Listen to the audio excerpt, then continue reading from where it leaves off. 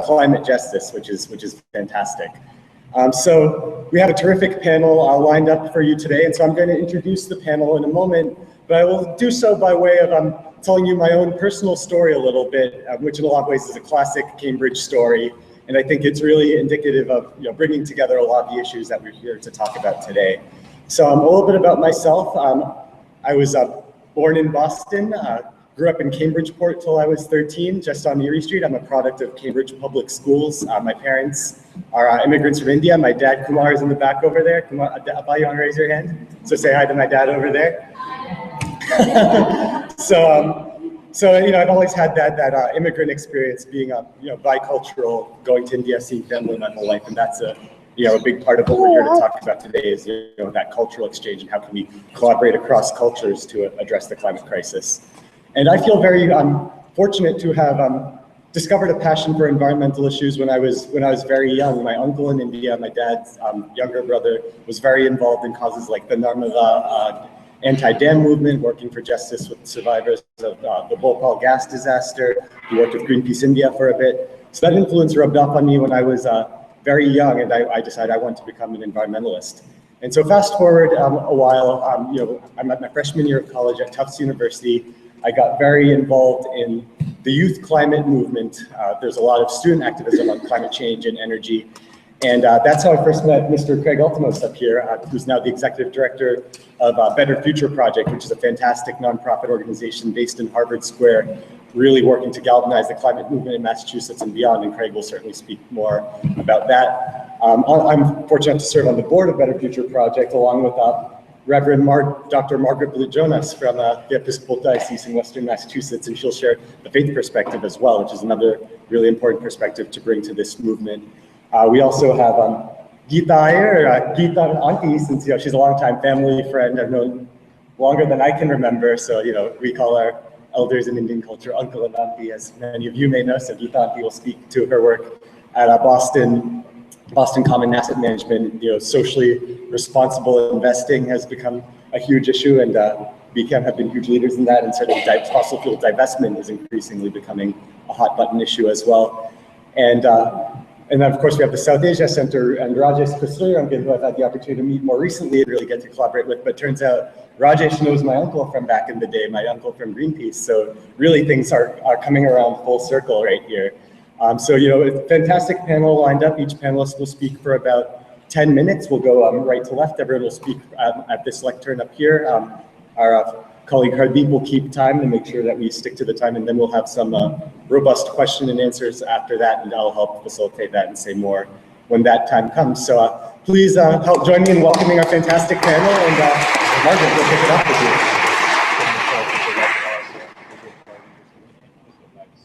Yes, and Kashif just reminds me that with this computer here, we are video recording and live streaming the event, so we will preserve this for posterity and be able to share it with you afterwards. So without further ado, Margaret, let's get you up here. Yes. Yeah, perhaps folks can pick up the mic. Is that better? Okay, great. Thank you.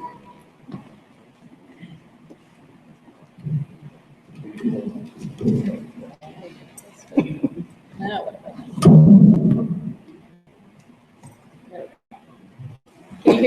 Can you hear all right? Is that pretty good? You put it from the side.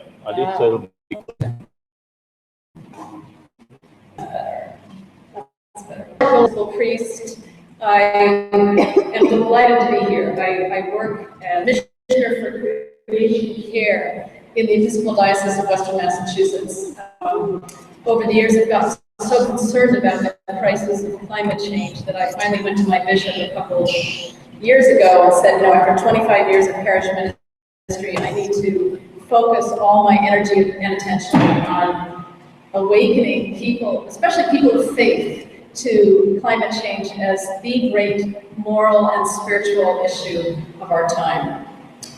How I got into this.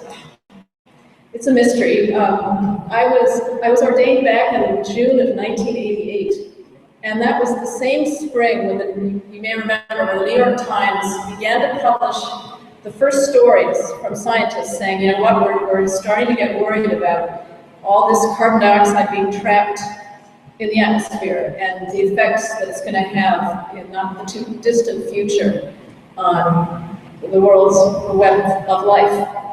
And I took that to heart. I noticed that it somehow was combined with my ordination in the church. The following year, 1989, on Good Friday, which in the Christian tradition is one of the great high holy days where we consider a God who loves us utterly and who shares in all our suffering and who forgives us all our sins. On that great day of Good Friday, 1989, the Exxon Valdez supertanker crashed into a reef off the coast of Alaska and spilled, I can't remember now, it was 11 million gallons of oil coast of Alaska. My husband and my stepdaughter and I had visited Alaska for summer, so I felt it very much as this is a spiritual issue, and we need to be talking about it in the church. 2 weeks later, it was my turn to preach, and so I got out of the pulpit and I preached my heart out about how caring for the earth is the great change how we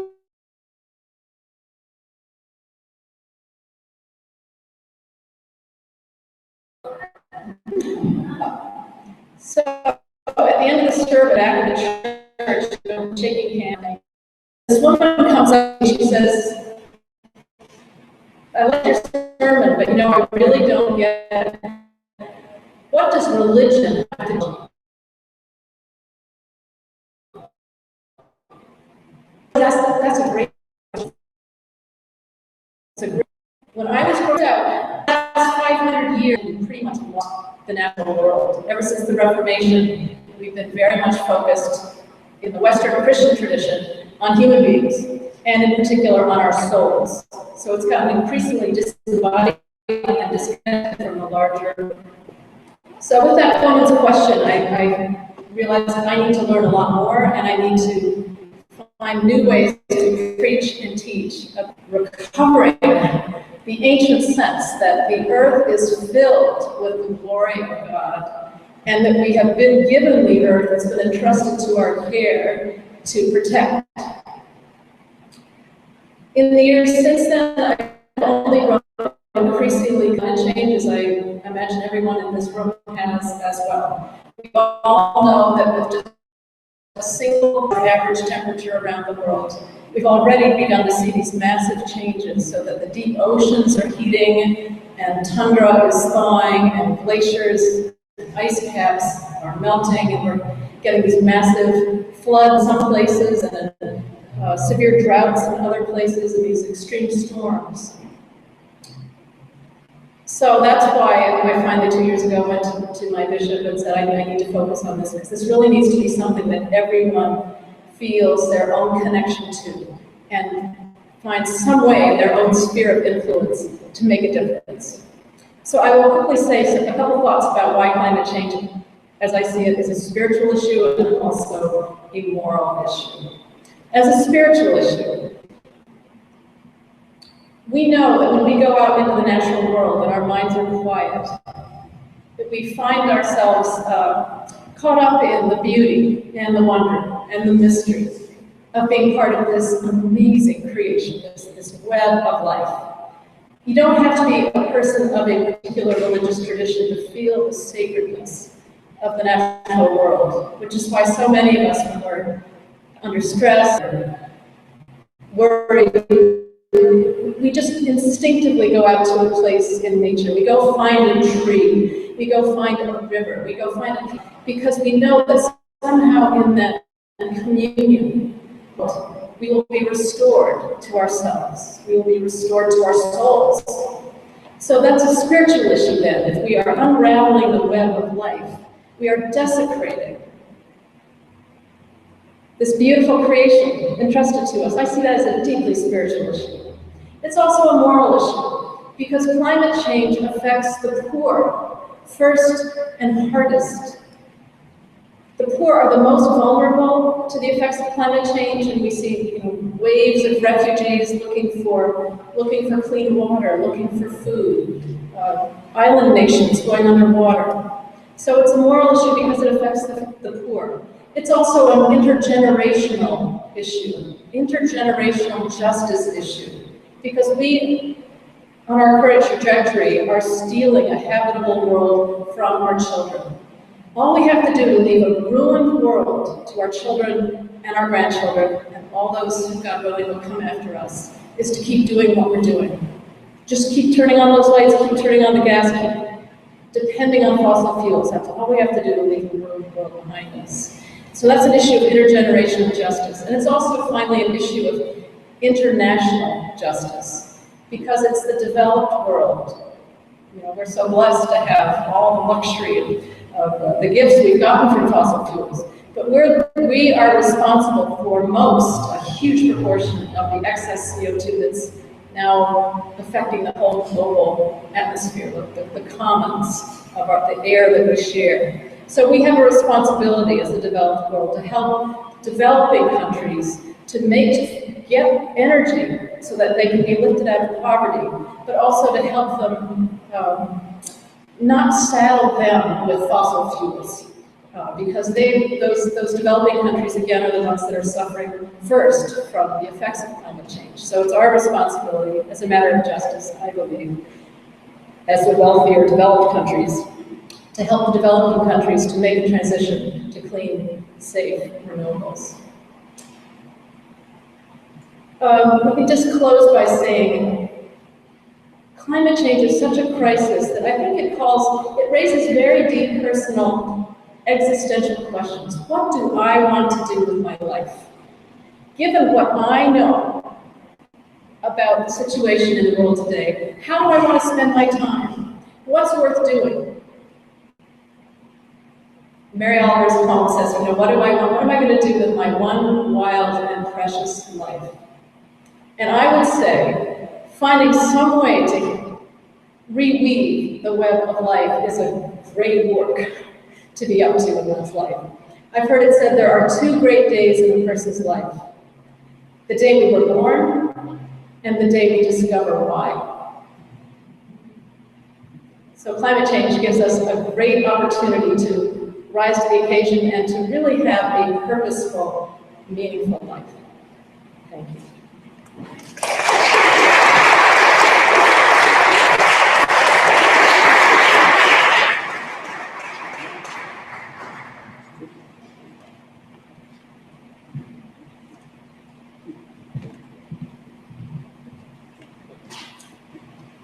Thank you all for inviting me to join in this community of caring on issues of climate change and sustainability. It is indeed a pressing issue, and one in which our community can do a lot. Here I wear many hats: our community of mothers, our community of Cambridge residents, our community of finance where I work, our community of South Asians, our community of thinking, processing, imagining human beings. We have much to do, and the time is short, and we must move forward quickly in whatever way we can. I want to echo the sentiments that the Reverend raised, and I want to bring to it a little bit of a flavor as a person from finance, a person who is an immigrant, and a person who is resident in Cambridge. Immigrants are global citizens. We feel connected to places that may experience extreme consequence. The flows in the world of remittances from immigrants to their home countries is huge. So you see the palpable connection. And the world must transition to a frugal carbon budget, a way of living where we budget, think, and use carefully a scarce resource, which is the carbon budget of the world. I believe we have experiences to offer on the careful stewardship of scarce resources. I serve on the Sierra Club Foundation board and I once described to them how my mother, when she visits, washes every Ziploc bag carefully after use. And there's a veritable, clothesline of Ziploc bags in the kitchen. And everyone around the table nodded. It wasn't just my mom. Everyone could remember a time when a grandma or somebody did that. And we need to reawaken that part of us, reconnect with that part of us. So it's not a place where we judge each other, but we reawaken in ourselves a way that we knew how to be, because that is what's expected and demanded of us in today's world. From a position of knowledge, caring, voice, and participation. So let me move to finance, which is the vineyard in which I've been toiling for 25 years or so, sustainable finance. When I began as an analyst, coming out of business school and getting a chartered financial analysis degree or credential at the CFA, we always believed that finance and values were unconnected. And indeed, when the South African movement began, the divestment movement began, there was a shock to the system. We had some people, notably people of faith, churches, activists from the Vietnam War era, who demanded that we invest in ways that did not include things they didn't believe in. So they were challenging us to say, why shouldn't we think about the means as opposed to just the results? But the overwhelming orthodoxy was, and in many ways still is, that you make money in whatever ways you can if you want to help the world, write a big charity check. The two are unconnected. I therefore feel that finance is an integral part of this crisis we face by not pricing externalities, what we dismissed as costs imposed by commercial pursuits, the pollution of water, the use of resources, one-time use of resources. We viewed that as somehow not to be priced. And watching, harking back to Sesame Street, if you don't count what counts, then what count you will be, not managing to those. So it is no surprise that business, when business as usual prevails, these costs are not taken into account. So the work of sustainable and socially responsible investors became to demand the pricing of these externalities, to ask that companies measure and monitor things other than quarterly earnings, to report to us and set in motion a perpetual desire to excel, which thank God we have all these competitive people at the helm of companies. They want to do better every year than their competitors. They want to know how others are doing. They want to know how they did last year. They want to come back with a lower report. And so by changing what we measure, we were simply bringing it in to their thought process. The issues have changed and grown from supply chain issues to environmental issues to good governance issues. But the struggle was always to bring these issues and give them the respect that they deserve right alongside financial issues. I believe we crossed a very important point in the recent years. Environmental, social, and governance issues are financial issues. And pricing these as costs, as risks, as opportunities, highlighting these becomes the way finance will be done, should be done. And this movement has grown through the participation of what's called the Principles for Responsible Investing, the UN Principles for Responsible Investing, PRI for short. European asset owners came into the fore and demanded that we appropriately map the true future of commerce, the true future of any company, thereby bringing home the point that environmental, social, and governance factors complete our understanding of the companies that we were investing in. So no longer was it outside, but it starts to come inside. There is another way in which things have changed. The second piece is that we have voice as shareholders. We have voice as community members. We have voice in almost every walk of life. The best design systems atrophy through our apathy and lack of participation. And this is also true of share ownership or investments. And almost everyone somewhere, maybe their 401k, 403b, owns some piece of a company, of many companies. And we think these things function, and indeed the capitalism and market economics have brought many things to the world. And we need to get engaged in order to steward this transition, this transformation to a more sustainable model. So one other thing that I've been involved in pioneering and working with is the active investment voice, partnering with activists from the environmental community, the social justice community, the labor standards community, where we are a good guy, bad guy kind of duo, because we are long-term investors, and our voice in blue suits around the table are in line with companies and the long-term future. I have three things to say with regard to the current fossil fuel issue. One, it is not true that financial opportunity and divestment are at odds. And I'm happy to take any questions after this. Second, there is in fact a very big opportunity in the transition and transformation of the world to be what it needs to be. So there's money to be made, in other words. And third, there's a way in which our voice as investors needs to be heard in industries and sectors far beyond just fossil fuels. I left a piece up there in front. We are engaging banks, for example. How do you think a coal plant gets financed? How do you think the next big project gets financed? We must remember the successful efforts to bring home the issues of risk into funding of nuclear power plants, for example.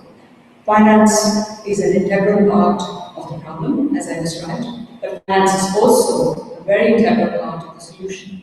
There is no sustainability without finance. Even putting solar panels on these roofs needed new financial models to be developed. And this actually is the exciting part of working in sustainable investing, that there's so much new thinking and new work to be done. In our interconnected world, when I was a kid, my mother used to say, eat your dinner. Some child in Ethiopia is starving. I'm sure some mother here must have said, some child in India is starving. I used to wonder, how is my food going to reach this person?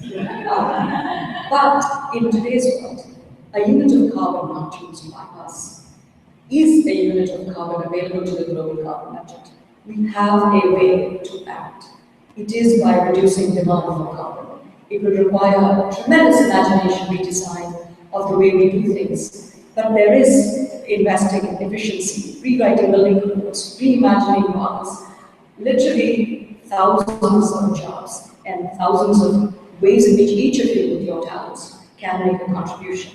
I think we all know that the US is and has a very big role to play in this. When I began talking globally about this, I went to places in Asia to talk about climate change issues. But they were at 1 ton per capita, 2 tons per capita level.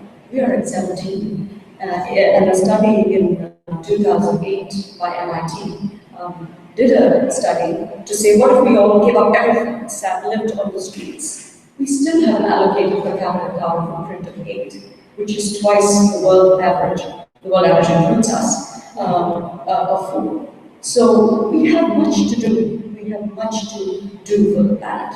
It is within our power to do.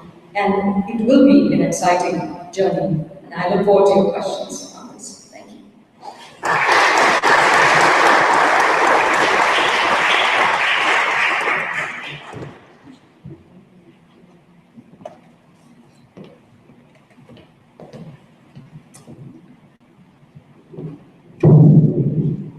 Can you all hear me? So my name is Craig Altomos, as Adi said. I'm the Executive Director of Better Future Project. And I have two basic messages to share with you today. First, that climate change is an issue of global justice. And second, that we in Massachusetts have an absolutely critical role to play in solving this issue.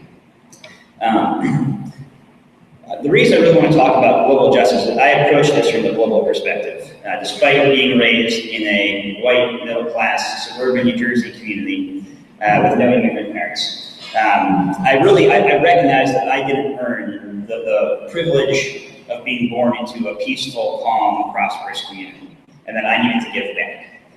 And so I studied international relations and global affairs in college with a focus on human rights. And I really thought that I needed to go move to Asia or Africa or Latin America to make a difference. And I realized that particularly with the issue of climate change, the greatest effect I could have on our world would be by working here in America to address climate change. And I want to share a story with you that I think really points to how this is such an interconnected issue and an issue of social justice. This story goes back to the summer of 2010 in the city of Moscow in Russia. Before 2010, Moscow had never seen temperatures above 100 degrees Fahrenheit. And that summer, there was a heat wave that hit Moscow. And they broke that record of 100 degrees Fahrenheit, not just once, not twice, not 5 times, but 8 times over a 2-week period. And certainly for people in Mumbai or Karachi, 100 degrees Fahrenheit are temperatures that people are very well adjusted to. But in Moscow, again, that was pretty hot. I want you to imagine the last time you were in triple-digit weather. And imagine the sweat beating down your face as I tell you the story. So the people in Moscow didn't have air conditioning. That's not something that they have built into the infrastructure of Moscow. And so one of the tricks I use, I live without air conditioning, as I imagine many of you do or have over your lives, is to open my windows during the cooler parts of the day to let in the cool air, and close them during the hot parts of the day to keep out the hot air.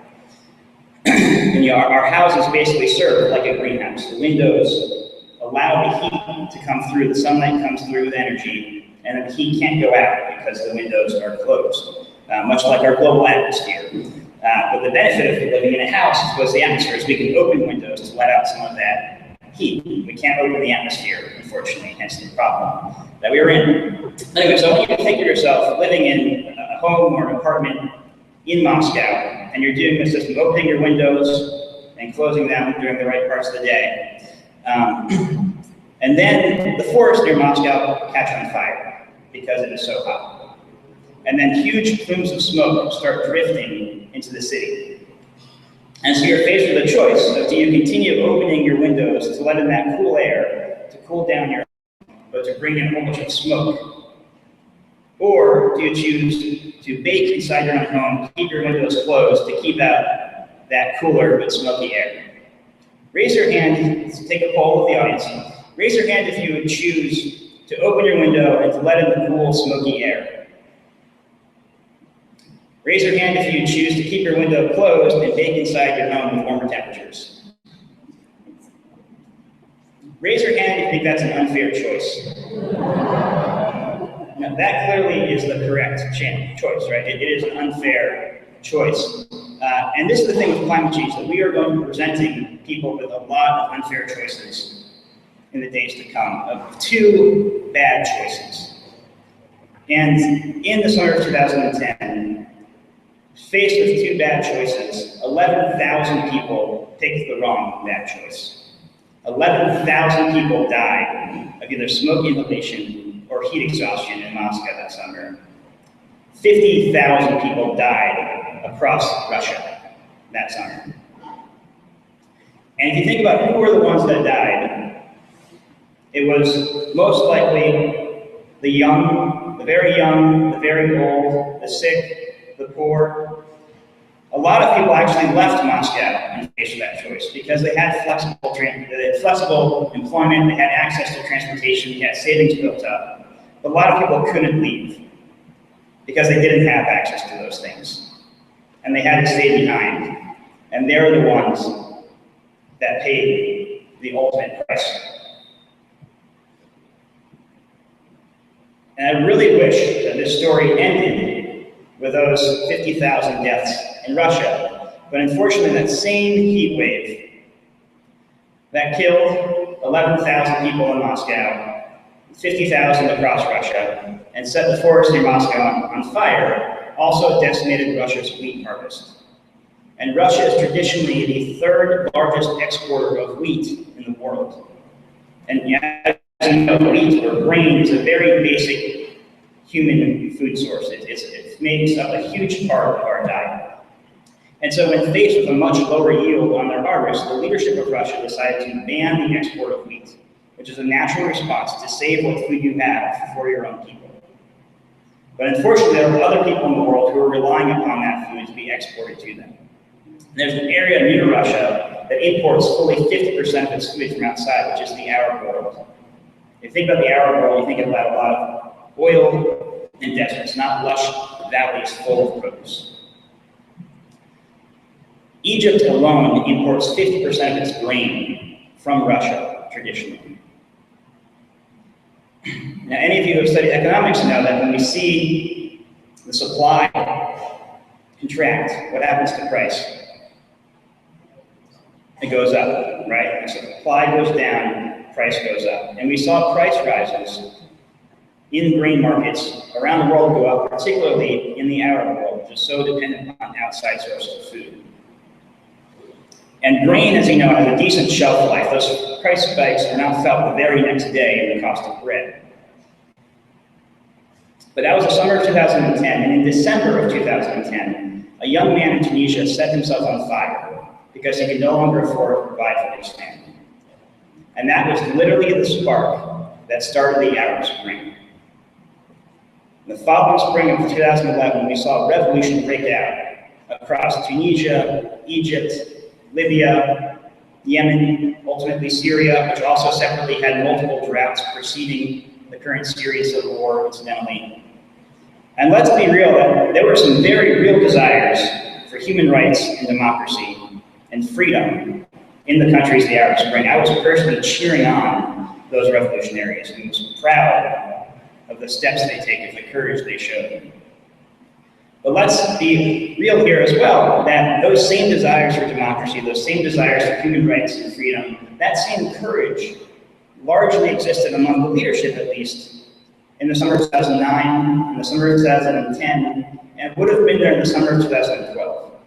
The reason we saw that those revolutions break out in the spring of 2011 was because of what the Pentagon calls a threat multiplier, climate change. It takes existing tensions and it makes them worse.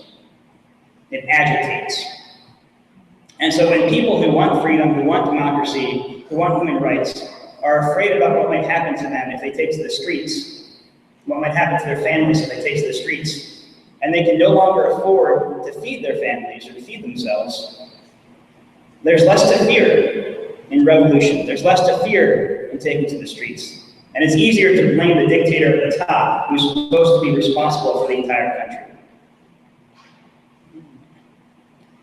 These are the types of situations that we are moving into in a climate change world.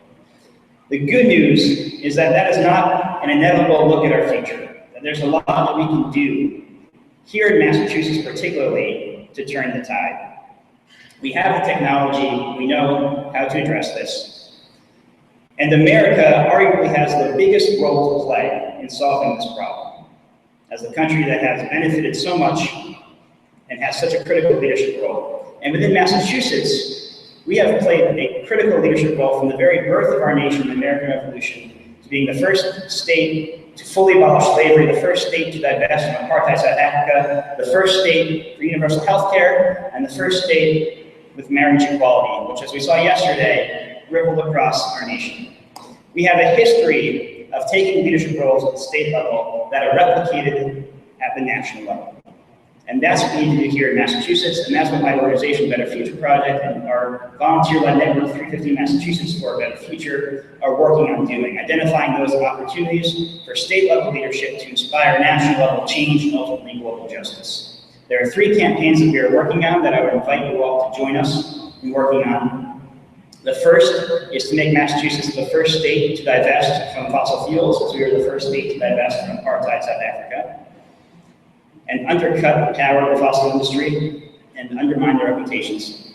The second is to make Massachusetts the first state to put a price on carbon and to really address the root fundamental issue, which is that the actual cost to society of fossil fuels is not reflected in the price that we are charging for them.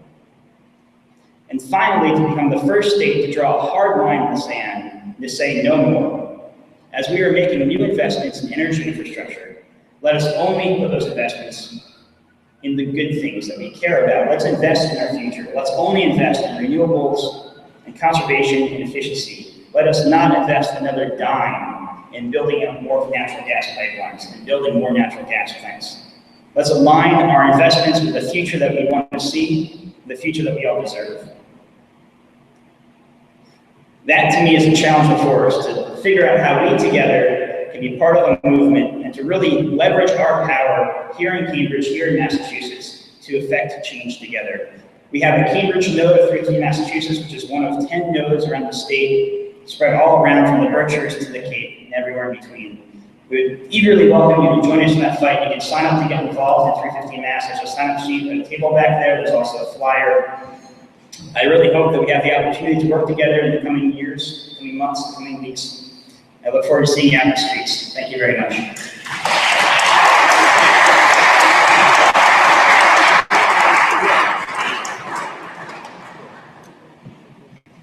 Hi, my name is Rajesh Kasturi-Rangan.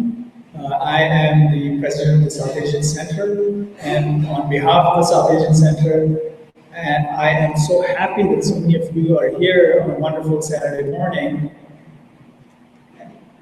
to talk about potentially the most pressing problem of our times. I think many of you here must have read in the newspapers about 1,000 people dying in one Pakistani city alone, Karachi, of heat. And it's somewhat of an abstraction, perhaps, if you have never experienced that kind of heat. Now, I grew up in Delhi, where too you can get 115, 120 degree weather most years these days.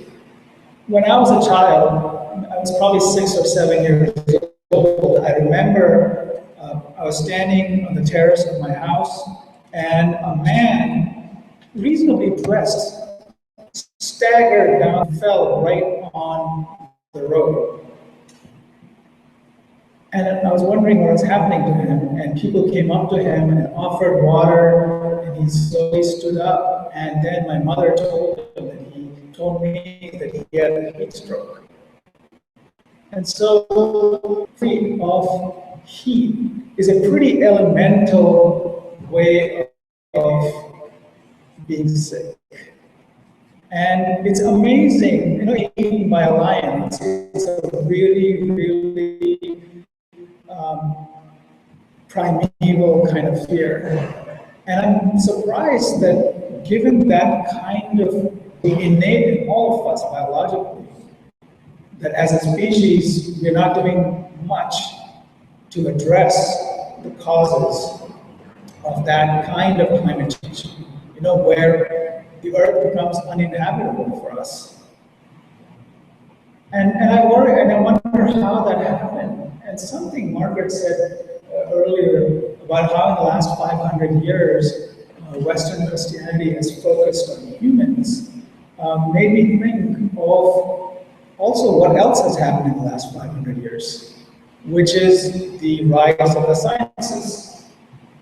And a great hero of mine, in some ways, is also an original culprit, and that's the scientist Galileo. How many of you here have heard of Galileo? Yeah, see, no brainer. So Galileo was, of course, a very, very gifted scientist and a mathematician. But among the many things that he innovated was a particular way of doing science, which is what's called the distinction between primary and secondary qualities, right? So in the Galilean way of doing science, only things that can be measured directly by instruments count, and other things don't. And you might think, what does that have to do with climate change? Well, it has to do a lot, because it reduces the world to objectively measurable and theorizable things. And so at the very roots of modern science is a view of nature which on the one hand is expansive. It takes human beings away from being the center of the universe, which is I think a good thing. But it actually also simultaneously reduces the rest of the universe as objects of our entertainment and study. So it's the counterpart of what Margaret was mentioning, that as religion focuses on humans, science objectifies nature. So these two are actually parallel movements. And I don't think Galileo was doing it for sinister reasons at all. He was just making choices as a scientist trying to study the world. But it tells you that at the very root of our knowledge systems, there is a problem. And that problem has to be addressed if we want to imagine a different future for all of us. We have to study and understand nature as something that's an extension of us, has the same qualities as us, rather than something different, and something that is available to us for use however we see fit. How is that going to happen? Where is that understanding going to come from? And once again, I do think that Massachusetts, with its wonderful institutions of higher learning, of highly educated and I would say liberal community, is one of the few places in the world where this new understanding can emerge. A new understanding that helps us live with nature not as an instrument of our desires, but as a partner, something that we are part of and that we have to think about it as a kind of national. So it's not a democracy just of human beings, but it's a democracy of all beings. I don't know when that will happen, but I do think that something of that kind is necessary, an immense metaphysical shift in the way we understand our place in the world. No less than the Copernican shift that brought us to where we are. And I can keep going on about this for forever. But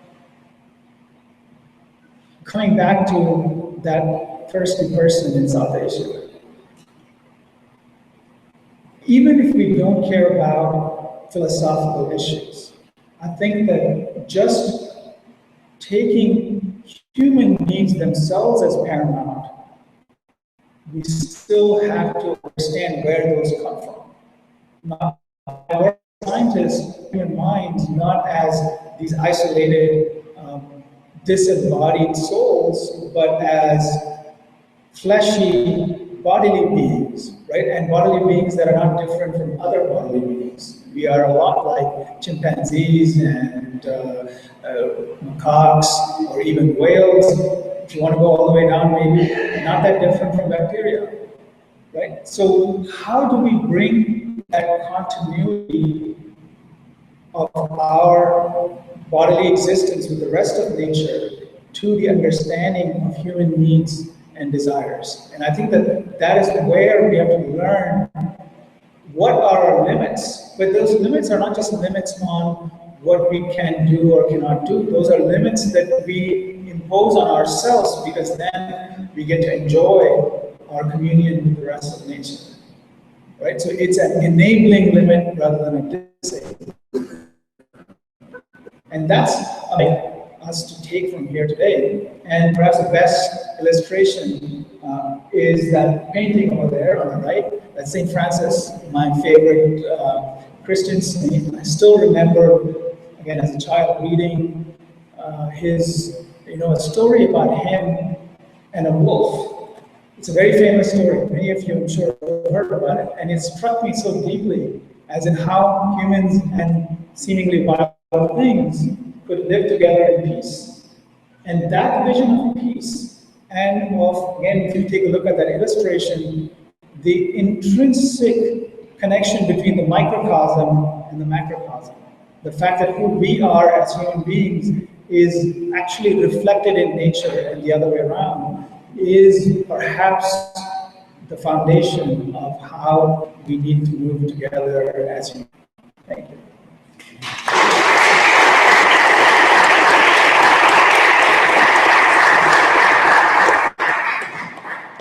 Keep it going. One more round of applause for all these incredible panelists. Thank you so much, all of them.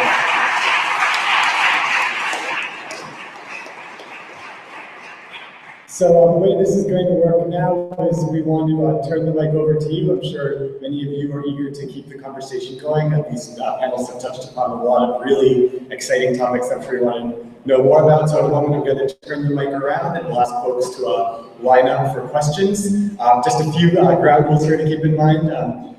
Please make sure you end your question with a question. This isn't the part of the program to make statements or go on extended dialogues here or get into extended back and forths. I think if you need to preface your question with a sentence or two, that's perfectly fine. But please do make a question. I don't want to have to call you up or not asking a question. That's not going to be fun for anyone. So just please do keep that in mind, and you can feel free to address your question to a specific panelist or to the panel in general, and these five folks can figure out amongst themselves who will best answer the question. So I'll turn the mic around, folks can line up at the front. We will have a lapel mic that the panelists can use to address the questions. And so we'll take as many questions as we can, and then we'll hold the mic back here and we'll have some closing remarks and thoughts. So the floor is open.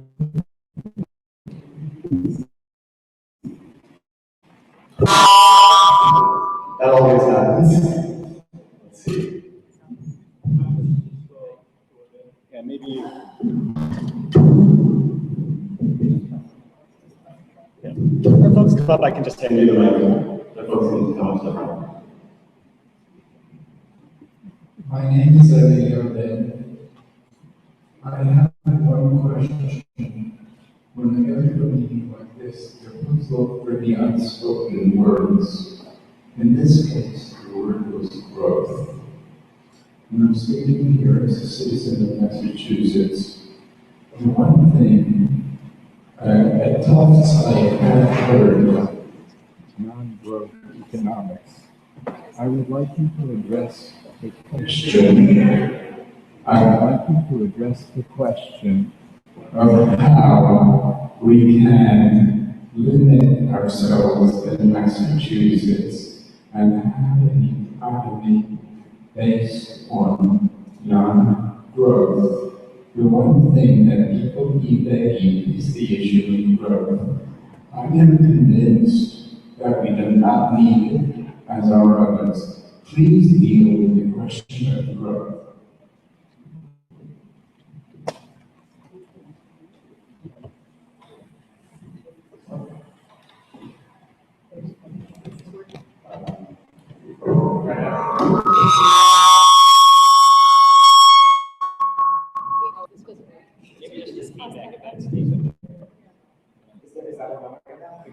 I turned it off again. Try. Okay, I'm gonna try one last time. Sorry. Here we go. Let's use that. I'm completely not an economist, but I want to honor the question because an economic system that is depending on always growing markets and always expanding the consumption of resources is by definition not sustainable. So we do need to find a way to an economic system that is not dependent on continuing to extract resources beyond what the honest limits of the world are. So I appreciate the question. I also think we should be thinking in terms of net global growth. So there will be some places that grow more and others that less. But the more fundamental question is how do we grow in less resource intensive ways? So it isn't the transition that we're looking for, the design and other transitions that I was speaking of, is one where humanity is challenged to have well-being extended, prosperity and definitions of prosperity extended to all, without following the same resource-intensive path that has led us to where we are. So I think we are speaking more of redefining growth and redefining what we value. So it may require some parts to value community and leisure more than they do other parts, where the levels are so low. We need to see some growth come up because we've all been speaking of shared prosperity. And here, the same, here in the US, the same, because in scarce economies, those who have much more than they need. So you start with the presumption there is a need to redistribute, even within our system, the very high carbon consumption. In the 25 years that I've lived here, houses have doubled, cars have doubled. I mean, we don't need the number of aircraft flights have doubled. Well-being and how we define it today may diverge in our picture of how we grow. But it doesn't mean degrowth necessarily. I've heard this, we chatted much in our unity about this, and I think that's what's exciting. The redesigning, the reimagining, so making things very efficient requires you to outweigh the ways in which you've done things and do things differently. Creates new jobs, new creativity, new opportunity. So those who would argue that climate change, to solve climate change, we need to end economic prosperity and paint it as an enemy of, or have kept it from becoming, for carbon from becoming priced, I believe are leading us down a non-honest path. I think it's a long discussion, and others would want to say.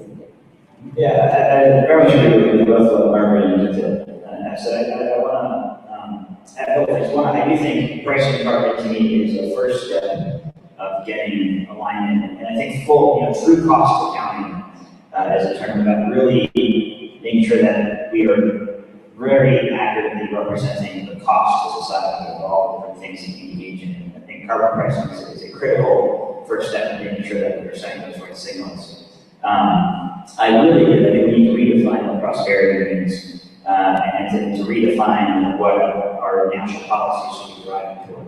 Because I think well-being is so much more important than GDP at the end of the day for all of us. And I know that there are some entrenched people in my generation where people are less interested in owning cars. I will give a plug here. I'm a Civic car, which I actually really enjoy. It means I don't have to worry about maintenance of the vehicle. I don't have to worry about where it's parked. I don't have to shovel it out or move it on the street cleaning day. When I want a car, I can join the community of cars that are owned and rented for an hour or 2 hours or a day and become it.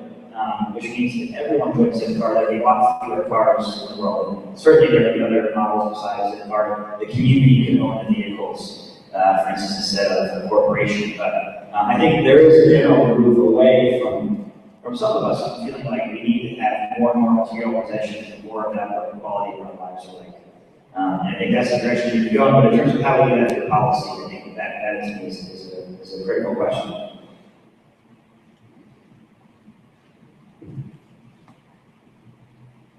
Christine Jones. One of the things that was interesting about the Supreme Court decisions today is how quickly the culture has moved to reach that decision. What are your recommendations to speed up the process to achieve a sustainable future? Craig, I like to you up with this one. Well, Benny, first I would say join 350 Massachusetts and get involved in our similar First Nation campaigns as Massachusetts was the first with marriage equality. But I think there's actually two really interesting parallels with the success of the marriage equality movement and the recent success, but certainly not the full success, of the undocumented immigrant movement. And that has been people coming out to their friends, to their families, to their colleagues as either gay or lesbian or as undocumented.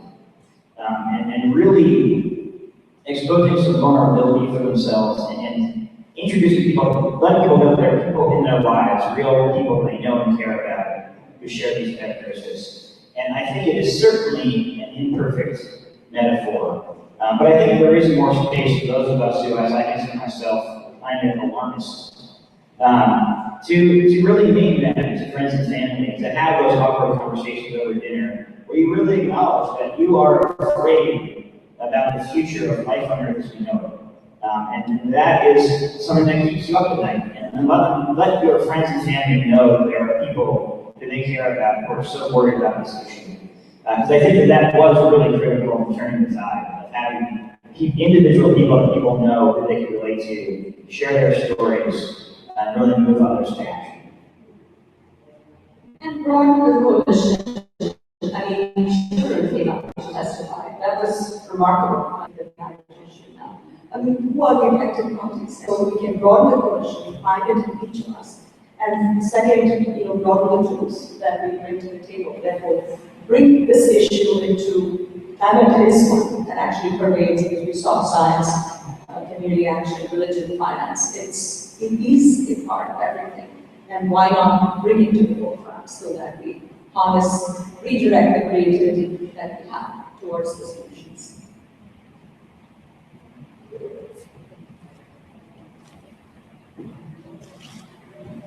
I just wanted to add one last thing, which is that I do think that every major issue is a turning point when it goes from being special interest to being a universal concern. And I think we are at the cusp of that happening for climate, what I hope.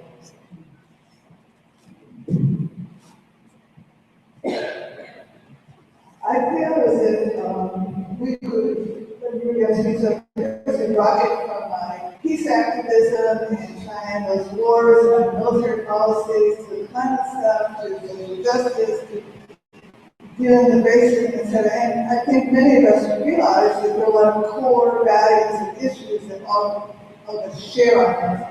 And is there some way we could bring all those issues together more powerfully to create a more powerful movement for change?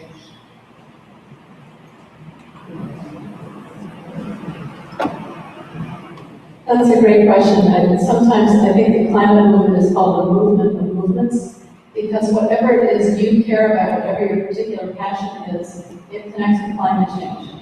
So if you care about immigration, you're going to care about climate. If you care about health, public health, you're going to care about climate. If you care about your children, you're going to care about climate. Human rights, you can just draw, it all ends up in climate. And that's where I get most excited, is watching these movements come together for people who, until now, all these wonderful, good-hearted people with their own particular passions, realizing, what, climate issue brings us all together. This is one struggle for a safe, peaceful, just, sustainable world. And I'll just tell one quick story. I live out in Western Massachusetts, and Springfield, it's a struggling city. It's the third largest city in Massachusetts, but it's really struggling. And just a couple years ago, we started this thing called Springfield Climate Justice Coalition, which is bringing together low-income, immigrant, Hispanic, African-American, white, privileged people, not privileged people, in this common struggle to get a climate action plan funded in the city. And people were so inspired by the People's Climate March in New York City that someone in Springfield said, hey, let's have a march in Springfield. So a month later, 200, it wasn't 400,000 of us, but we had 200 of us marching to the steps of City Hall saying we need a climate action plan for this city. And the City Council passed it unanimously. And now we're being pushed to get it funded. But that's where I find hope, is when people who don't ordinarily work together find their common connection around climate. And so I hope all of us will find a way to reach out, and whatever, my world is the faith world. I'm all about trying to get people of faith and religious communities connected. I see this as such a spiritual issue. But you may have a different sphere of influence and a different way of reaching out. So find a way to join the movement. I will also say 350 Massachusetts for a Better Future is a terrific local way we can get involved.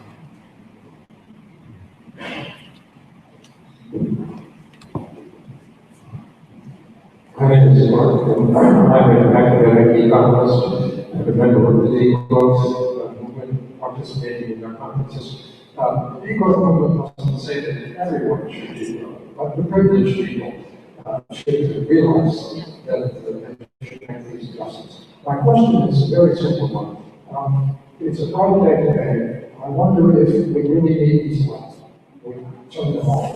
Whenever I decide, that's one of my triggers. Why not open the windows and turn out the lights?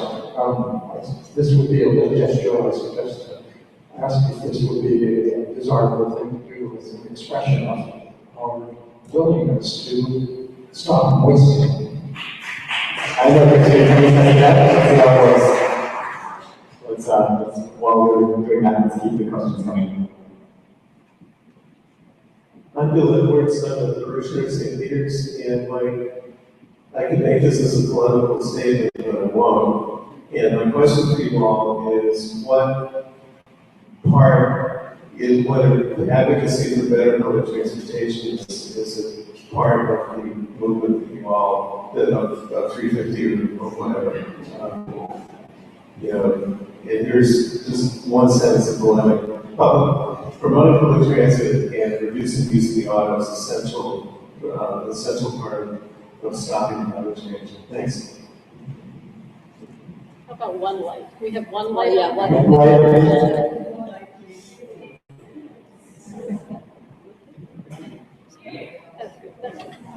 Sorry, so the question is what role for using of increasing public transportation?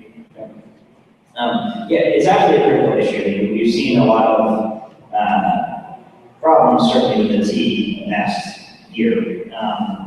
One of the things I should say, referring back to the last question, that we are also not formally working on, looking to get involved in is, along with the lines of solidarity and bringing together multiple movements, is a group called the Raise Up Massachusetts Coalition, which is a coalition of labor groups, community groups, and groups in NASA, basically the first quote-unquote environmental group. I say quote-unquote because I approach this from a social justice perspective. To join that coalition, they have three priorities.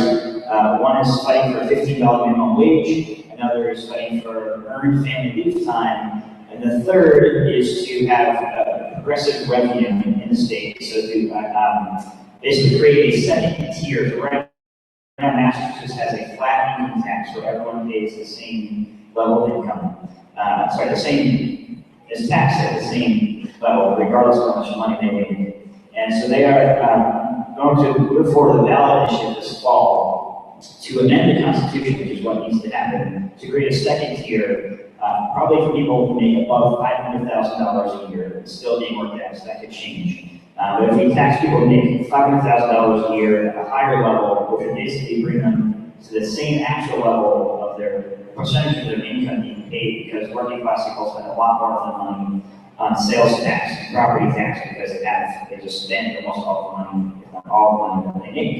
That would bring in an extra $2 billion revenue per year if we had a 9.8% income tax for income above $500,000 a year. That would bring in $2 billion a year that they would want to reserve for both education and transportation. And one of the major things money could go toward would be public transit.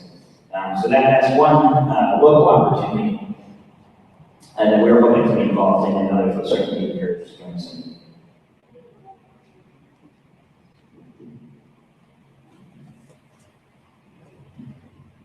Good morning. My name is Maria Pratik. Basically, I have two leaders, and since I'm in the company of very distinguished, I guess it's since I'm in the company of very distinguished scientists and highly educated intelligentsia, I have two leaders which I am not able to solve. I would like a solution. Number one is, I went to a house, to a friend's apartment at 364 in there.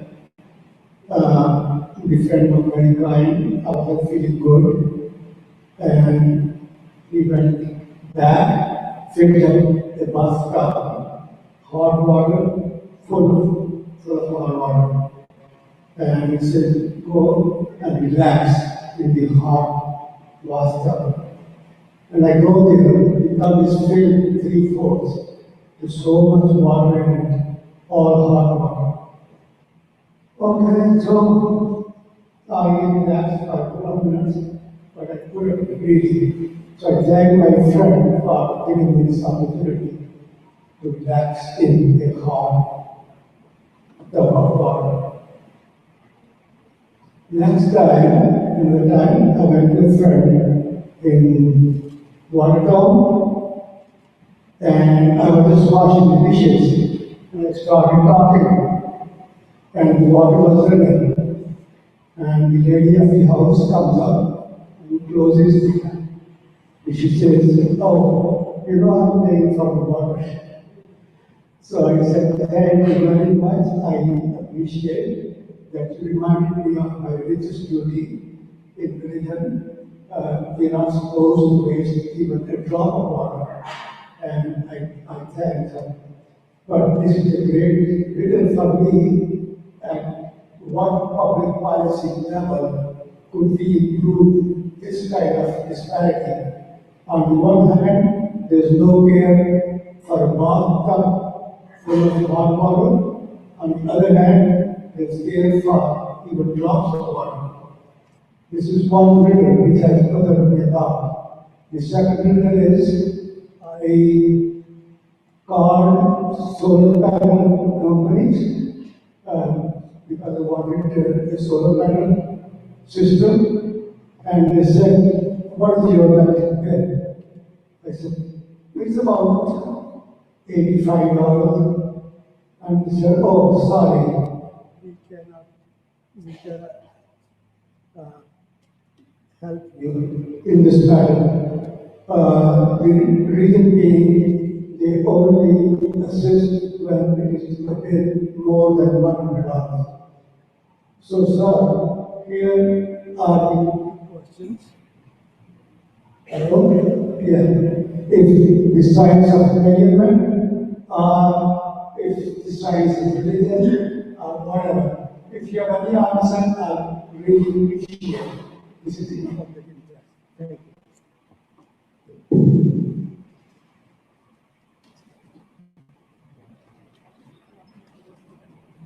So I'm not going to be able to solve all your riddles. So I guess it's a trick question. So I'm going to give my best shot. I'm going to propose two things. One, picking up on some things we have spoken before. Not pricing scarce resources appropriately does not give a market signal to the customer. Now, customers can override and say, I don't care, I'm going to use the money to help you to relax in a hot water tub. That's all. The right way to address this would be, you would all say, at least in finance, that we should price and allow markets and people to make trade-offs based on their costs. So then identifying true costs becomes important. For example, some have argued that $40 per ton of carbon is the right price. We can debate where that right price should be. But in fact, we are pricing it at minus $15 a ton because we give a lot of subsidies to the fossil fuel industry. So whenever people leave lights on or treat things like they don't matter, you should assume it's not being properly priced. That's the way at least economic thinking works, that it is not being priced appropriately enough to cause that pain point to occur. The second piece is that there may be further refinements that need to happen. So when something is very scarce, whether it is in fact to a capital amount, say you give everybody so many liters of water or so many gallons of water per person, then if they want more than their fair share, should the price of the next be less, more, or equal, right? So currently we don't do that. If you are in true scarcity mode, the second unit that you want more than your fair share should cost much more than the first one. That is how you will ration something. So if you have to think that it's scarce, and start thinking how do I develop economic systems that rationalize.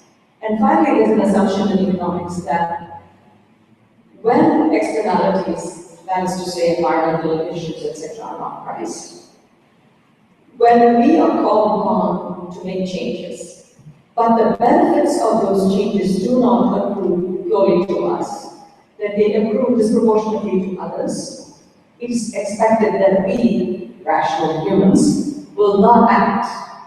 It's treated like a constraint. It's treated like this is how it will be. Whereas I frequently argue, and I think everyone understands the argument, that we humans are connected. In fact, we don't think in those ways. Human rights issues that we've agitated before prove that we are able to make common cause. Apartheid didn't affect us, but we made common cause. So that's what makes us uniquely human, is that we can transcend the rational human to become that other human. And so the assumption that we will act, even if the extent of adjustment called upon from us exceeds the direct benefits that accrue to us, is a fundamental underlying assumption we must all make in this fight. Does that make sense? I'm sorry. Just one thing to add to that, which is, along with these economic signals, I think there has to be substantial, let's say, behavior change, right? That we have to learn how to live with far fewer, certainly wasting resources seems so egregious. Of course, your definition of waste might be different from mine, but certain elemental resources, water, air, have to be treated very, very differently from the way we're engaging in that now.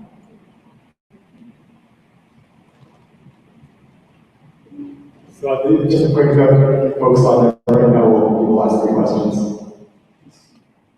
Thank you for having this conversation on climate change.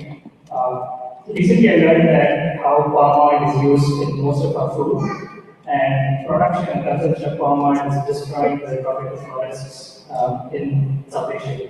And these are basically peatlands which when burned release a lot of carbon. So some of them, you did tell us about growth, but we did talk a little bit of consumption and how one of the things like electricity and that which affects climate change in different ways. So could you talk a little bit of consumption and how that can be the way in which climate change can be there?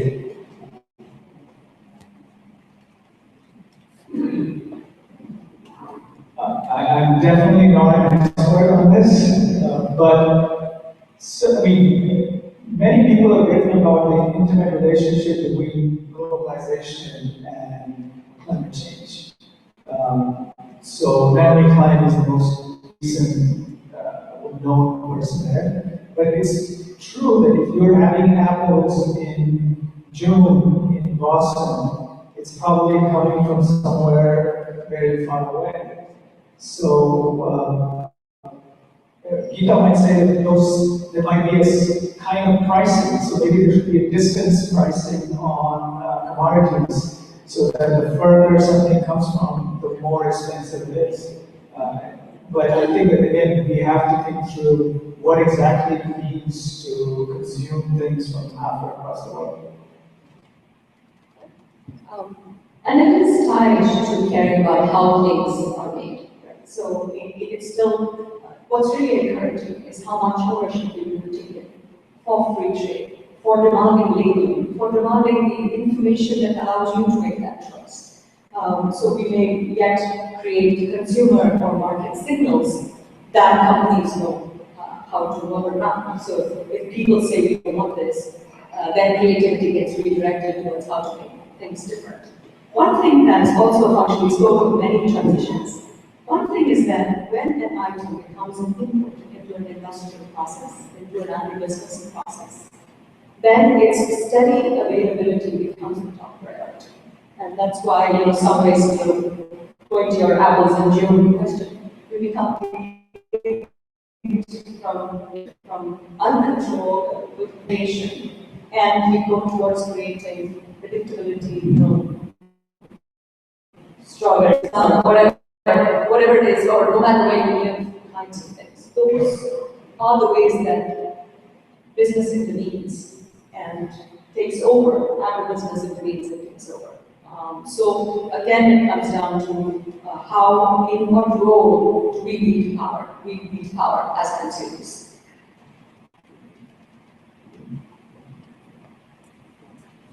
Thank you for doing this. I think the report of your time telling us like, naturally, I'm joking. That was what inspired me to come up here. It's the person who mentioned what might seem like a token gesture, dimming the lights, but it helps plant the seed of something more systemic and what we can do on a larger scale, similar to some people might think taking down the Confederate flag is just a token gesture, but the conversation is opened up. Well, one of the things, I talk about this to people every single day, what can an individual do? Ride my bicycle to work? That's not almost practical. Can I go on to kind of no. But you can, what industries are you supporting? Okay, now I was fortunate enough to be at the State House a few weeks ago when they had that gathering there, and we made it very, very close to the right list of all state funds, pension funds across the fields. Well, I was just thinking of something, I'm trying to tie these things together. If you're going to come out and tell somebody that you're gay, or you're going to come out and tell somebody you're a woman, what if you come out and said, you know what, I want a plant-based diet now? I think, I'm not sure if it was on my site, I have a limited view. I think this is the first climate event I've been to recently where the food is not from the livestock industry. I don't think this is me, I think this is going in and out. It is. Yeah, okay, so I'll just talk about it when I have to. I'm not sure of all the figures, somebody like Naomi probably does, but I read, for example, that there were 2 billion cows on the planet, and they're all belching methane. There's an area of the rainforest about the size of France that's been cut down for the livestock industry. The use of fresh water, in addition to all the fossil fuels they use in the industry and in transportation. Now, we're in the 21st century urban North America. I've been doing quite well with our animal products for the last 15 years. Other than a genetic eye defect, which I don't contribute to that. You know, we don't really even get along paying people to torture animals. So that's something what I've been disappointed is the pushback I get sometimes when I'm talking to environmentalists about this. If you want to eat an animal-based diet, do something. But don't call yourself a committed environmentalist if you're going to do that. Maybe, okay, you're supporting sustainable farms, et cetera, okay, that's somewhat of a spectrum. But I truly think that's something everyone can do, what we united for, and what the cash is. Thank you.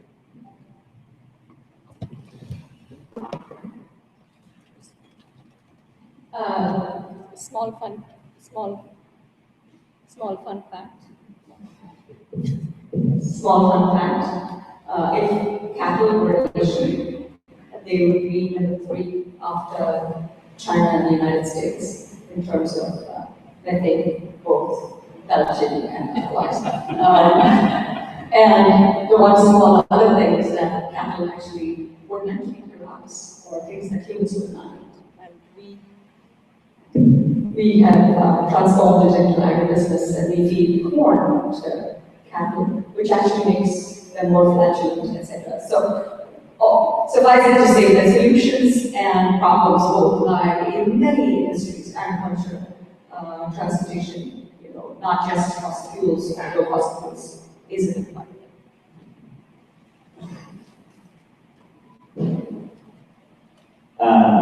Yeah, so I would say I completely agree. I think not eating meat is the morally superior position. I will acknowledge that I do eat some meat, but I call myself a meat minimalist, where I try to minimize how much meat I eat, and when I do eat it, try to get it from good locals.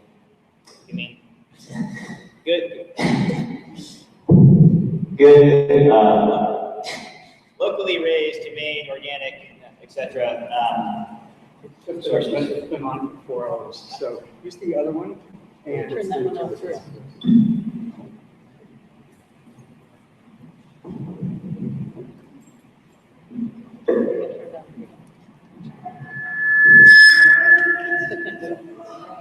I turned it off again. Can folks hear if the panelists project? Do we want to try that out? Yeah. Just do it.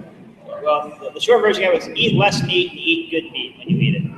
I think eating less is still better than eating a lot, but clearly eating none wins the prize. Good morning, I'm Shweta, and I thank you all for having this discussion here.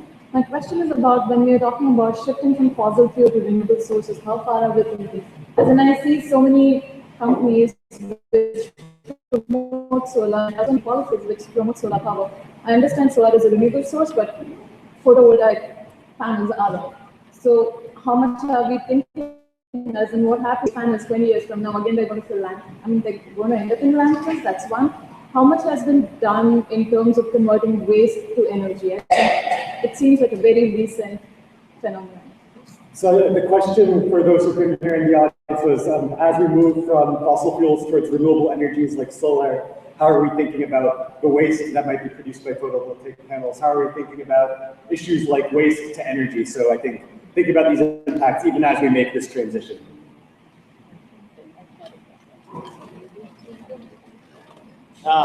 So first off, I would say we absolutely want to get to 100% renewable energy.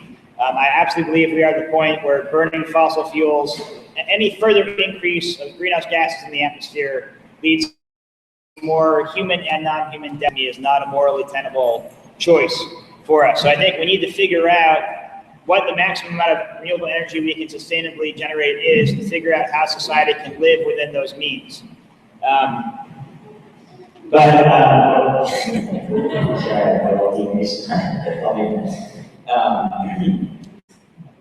Yeah, and so I think that is the first thing. So I know there has been some research done on the, let's be real, there are costs, there are environmental and human costs for producing even solar and wind, primarily the extraction of the resources used to produce those, and sometimes they're built using fossil fuel energy oftentimes.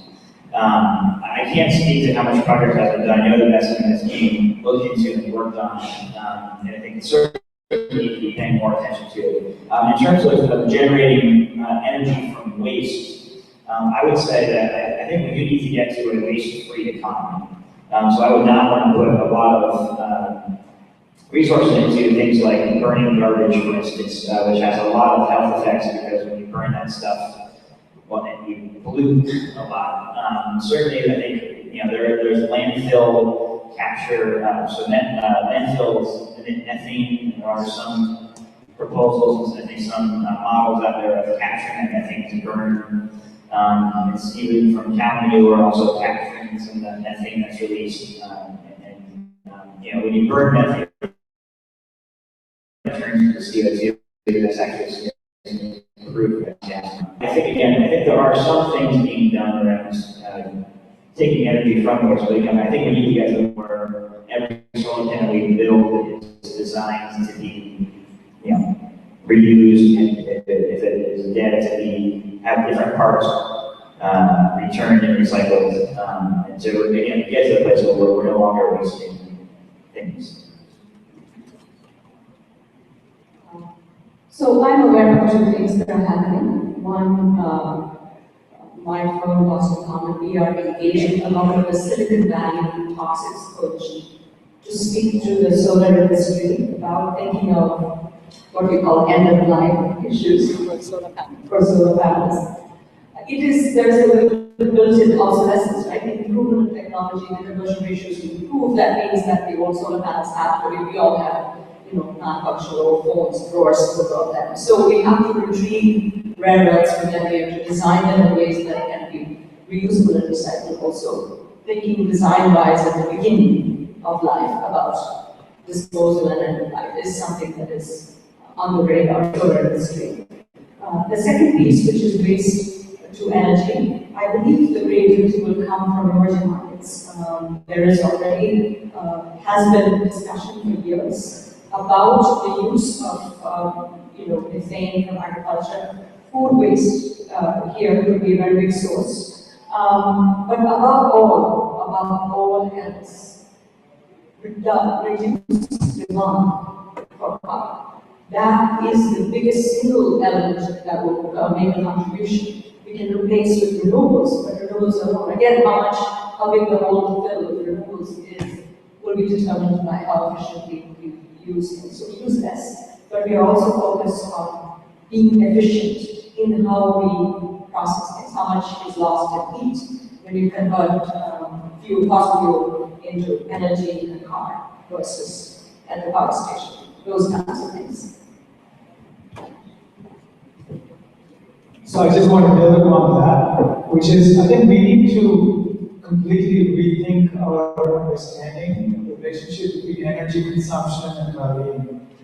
Because if we say that, I mean, the first question was about growth, and I think that increasing enormous growth in per capita energy use is one of the signal, features of the modern era. And I think unless we rethink that strategy, that increasing energy use, whether through fossil fuels or renewables, is synonymous with prosperity and well-being.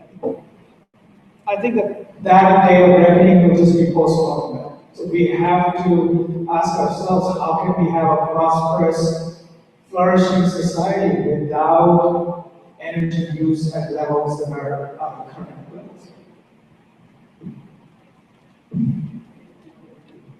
I just want to be sure that I have a chance to say that this spring, this summer, this fall are particularly timely opportunities to get involved in the climate movement. The whole world is looking to December. The United Nations is going to be having that decision-making about what comes next internationally.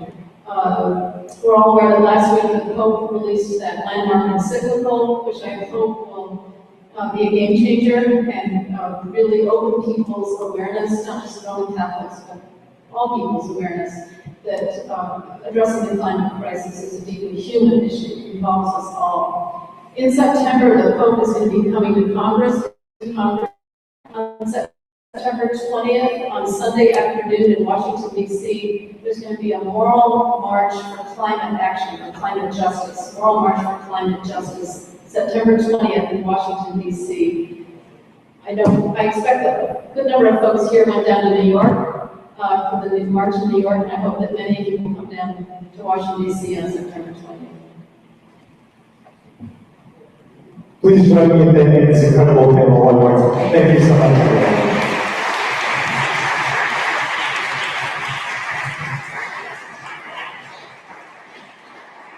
So the time has come for us to start winding down our program for today. But that by no means, this conversation, this movement, this is the work of a lifetime. So I think our panelists will be around a little bit later on if you want to speak with them more at length. This is also take some time to get to know each other, build relationships with each other, because it's really relationships that sustain this movement for the long term. We have food in the back, so you'll be able to do that over food, some great lunch. We have some folks who planned up some delicious food for all of us, vegetarian food. And there's also tables in the back with various organizations that are all here emblematic of the diverse movement that we're trying to build. So please, do connect with those organizations as well. Better Future Project, others out on 350 Massachusetts for a Better Future Project, and many others. I think all our voices coming together to keep building this movement.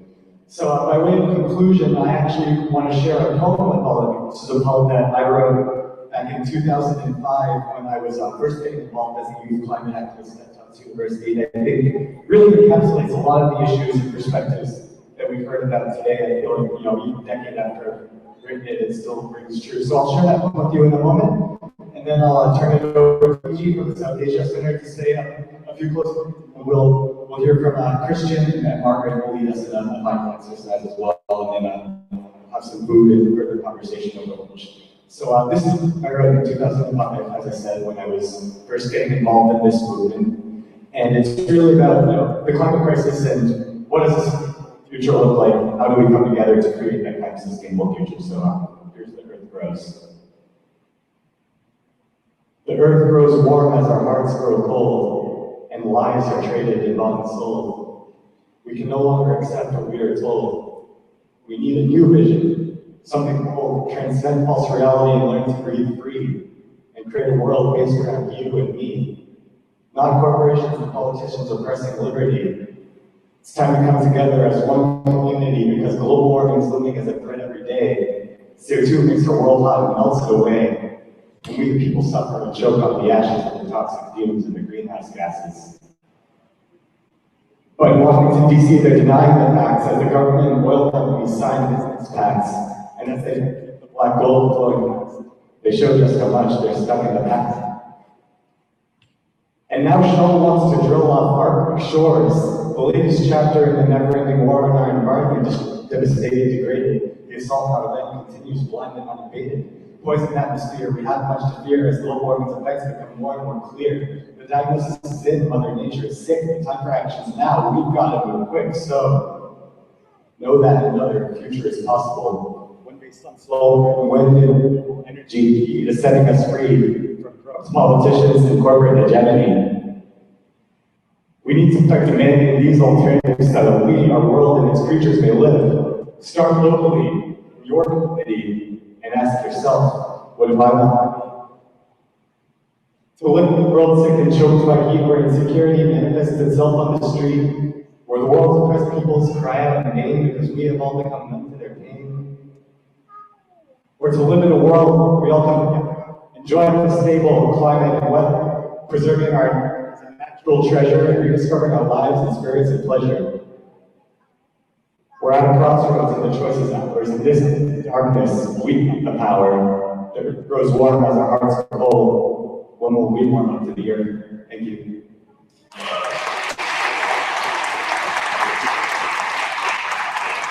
So now I'll invite Radeep to come up and say a few words, and then we'll turn it over to Christian and Margaret, and then continue the conversation with food. Thanks again, everybody.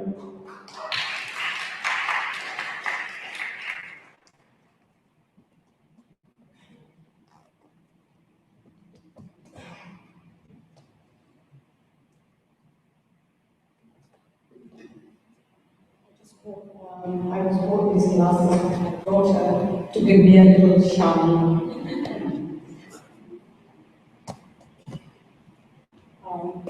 Thank you to the speakers and all of you that got out of bed early on Saturday morning. Thank you for providing such a wonderful menu. Thank you to the cooks and all that organized this program and made it possible. Listening to the speakers, each has put forward their views and thinking on the matter of the environment, climate change, and how it will affect us. Ask the question, who is responsible for the acceleration of climate change and the environment? Does society and individuals have responsibility? Do corporations have responsibility? Does the state have responsibility? We elect politicians every 4 or 5 years. Do they have responsibility? These are all questions I think we need to address. I am a South Asian, and over centuries, South Asians have spoken on nature and the environment and the cosmic order, Rit. Rit reduces chaos to cosmos and gives order and integration to matter. It also gives symmetry and harmony to the environment. There's many mantras in South Asia on the question of environment, on the question of peace, because I think South Asians have for a long time been thinking over the conditions that humanity live in. So, Shanti Mantra.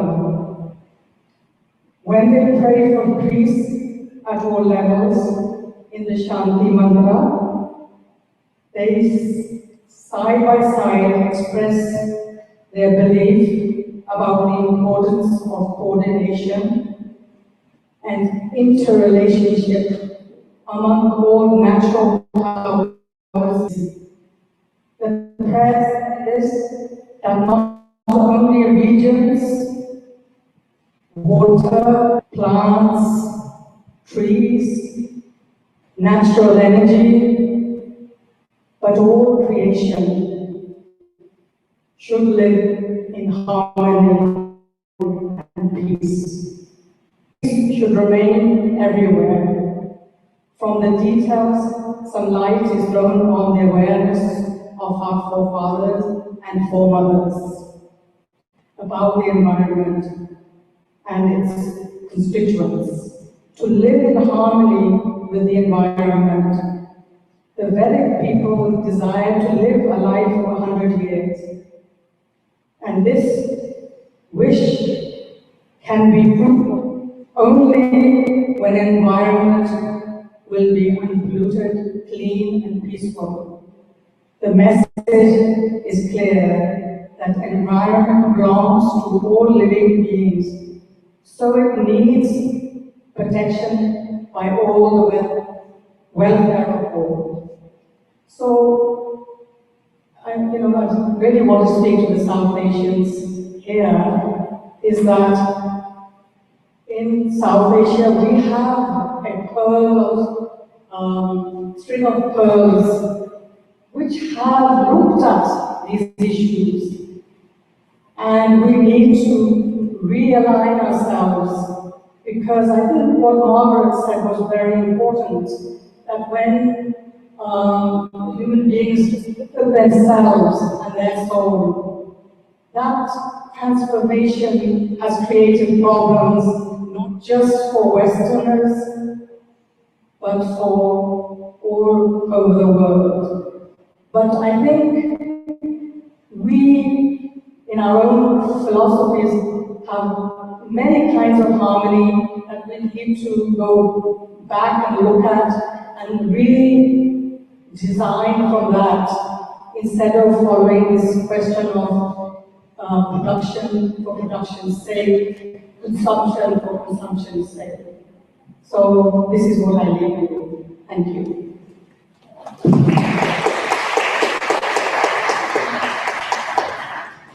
I'm very happy to thank all of you for being here with us. Very powerful. Also want to say that the Diocese of Massachusetts, both in the East and the West, have been working very, very hard over the past several years. And there are three of us, Vaughn, Cicero, Ann Goldman, and I, were responsible for helping to write the divestment from fossil fuel legislation, which practically unanimously passed the Diocesan Convention 2 years ago. And last year passed and was sent on to the National Church as well. So we've been working very, very hard, and I know that Margaret has as well. And in terms of our lights, just to let you know, they're all CFLs or LEDs, but at the same time. Before it was well taken, and it's actually cooler in here because the lights are off. We also looked very carefully at trying to install solar panels here, but we can't because of the high-pitched slate roof. But we did convert from oil to gas this past year, and we saved a lot of money and our carbon footprint. So, I think it was fair to be said, if each one of us individually did all that we could to save on water, to save on electricity, et cetera, in our own ways, we would save a lot of God's creation. And so it's not just up to the large movements and to these wonderful corporate organizations, but also to each one of us as well, as environmental stewards of the creation which we have been given. So thank you all for being here. Thank you for the celebrations up here. This has been a wonderful collaboration for us here at St. Peter's, and we hope to do even more. We will invite you for dinner. But when you came in, I hope you picked up Climate Summit Resolution. And if not, there are multiple copies in the back, but I'm going to read it now for all of us. And then turn this over to Margaret, who's going to end with a prayer. The Earth's climate is increasingly volatile, in Massachusetts, the severe snowstorms this winter caused over $1 billion in losses that have hit daily wage workers the most. California is reeling from the worst drought in a century, and increasing water regulations are inevitable. Over 3,000 people have died in India and Pakistan during this summer's heat wave. Severe rainfall has disrupted life and work in Mumbai. Extreme weather events are likely to intensify in the future. Religion